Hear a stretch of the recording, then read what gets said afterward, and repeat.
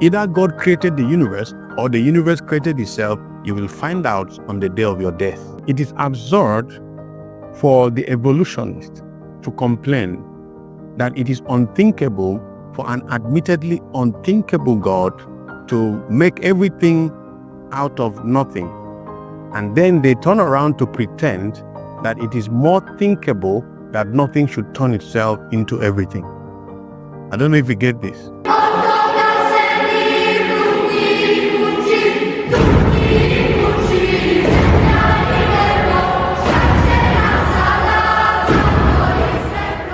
The atheistic model of rationality, they believe in creation without a creator, believe in life from non-life, believe in person from the impersonal, believe that we have minds, but it's from the mindless, believe in order from the orderless, believe in reason from the non-rational, believe in morality, I think some of them, from the non-moral.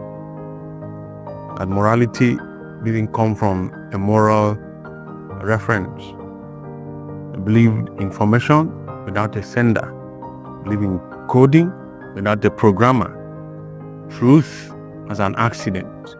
Now, you can see that the end of all of this is nothingness, right? In other words, everything came from nothing. This is the atheistic view of creation and, of rationality. But in the theistic view, being those of us that believe in God, we believe that there's creation from the Creator. We believe there's life from the ultimate life. We believe in persons come from the super-personal. We believe in mind, that we have a mind, but from the ultimate mind. We believe that there's order from the orderer, believe in reason from a rational being, believe in morality from a moral person, which is God, believe in information from a sender. Information has to come from a sender, can't come from nothing. Believe in code coming from a programmer, like the DNA structure. We believe in truth, but that truth comes from an ultimate truth. We should trust God by reasoning with our minds, and that's the work of trying to lead men to the knowledge of God by scientific reasoning. So you see that reason is what we use to cause revelation to come to our understanding. You see that so many things that come to us without reading a book, but by meditation, by reasoning. You see, we have looked at the atheistic rationality model, and we've also looked at the theistic rationality model. Even though people argue that the universe must have existed for millions, if not billions of years, all of those views are supported by the Bible. If you look at Genesis chapter 1, in the beginning, God made the heavens and the earth, right? Whether it's billions of years, millions of years, or less than 10,000 years as we have in biblical record. I mean, counting from the flood of Noah, also thousands of years. If you believe that the earth existed millions of years before then, fine. But you see, the evolutionists believe that we have a common ancestor. The evolutionists believe in an old universe of millions, if not billions of years, where biological life modified over time into a new species. And that can be found in Charles Darwin's writings, 1859, on the origin of species. Now, worthy of note is the creation model of the ancient Babylonian kingdom. There is theogony and there is cosmogony. In theogony, they believe that the primeval matter created the gods, right? And then the gods, through sexual union, created every other thing, right? Cosmogony. And that was the belief of the ancient Babylonian kingdom until God introduced himself through the Hebrew boys, the Hebrew guys, to Nebuchadnezzar. So we in the words of the renowned professor of mathematics in Oxford University, John Lennox, Christianity is not a delusion like Richard Dawkins, the renowned atheist, would want us to believe. Christianity is not a leap in the dark. Christianity is evidence-based faith, right? We have scientific evidence for Christianity. The atheists who claim that there is no God, they believe that there is no creator. They also believe that there is no real meaning to life. And they also believe that there is no afterlife, right? So, and if all of this happen to be true, it means there will be no need for saving from sin, since there will be no right or wrong, but preference. And then there will be no need for a savior, and so there's no need for salvation. And then the salvation story would then happen to be untrue, and then everything about life leads to nothingness, just like it came from nothing. But you see, we've already established, even the majority of science agree that nothing comes from nothing, meaning that something would need to come from something. In the words of G.K. Chesterton, he said, "It is absurd for the evolutionist to complain that it is unthinkable for an admittedly unthinkable God to make everything out of nothing, and then they turn around to pretend that it is more thinkable that nothing should turn itself into everything." I don't know if you get this. G.K. Chesterton was someone that, he was a great thinker, and I mean, he sat down and observed from all the atheistic arguments against creationism that, I mean, it is absurd for the evolutionists to complain that, it is unthinkable for a supposedly unthinkable God to make everything out of nothing. Yet they pretend that it is even more thinkable. We should accept it, right? That nothing should turn itself to everything, because that's also the idea of evolutionism. Let's look at the issues of morality, truth, and values, knowledge. Now, let me quickly bring in something from the Bible. Jesus, standing before Pilate, the governor of Judea, said, "Listen, for this purpose I was sent into the world, right? For this purpose I was born, that I may bear witness to the truth. Everyone that hears the truth comes to me." Pilate asked Jesus a philosophical question. He said, "What is truth?" In other words, what is the purpose of life? What is truth? Truth is anything that corresponds to reality. For instance, if I say that as at today, 12th of June 2025, that Donald J. Trump is the president of America, it is in compliance with reality. It agrees with reality. The atheist would want, truth to be relative and subjective, meaning that truth depends on your historical background, your experiences, and not absolute, right? Creationists, right? The theists believe that truth is objective, right? Truth is absolute. And so, if you believe that truth is relative, right?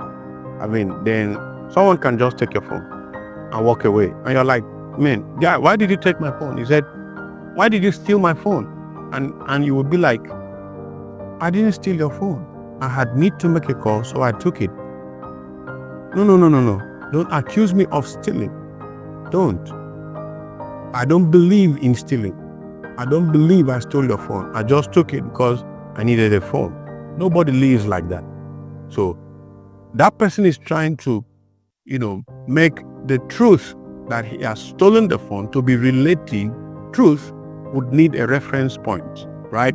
And so it is irrational to claim that truth is subjective to historical background, your experiences, you see. So God determines what is true.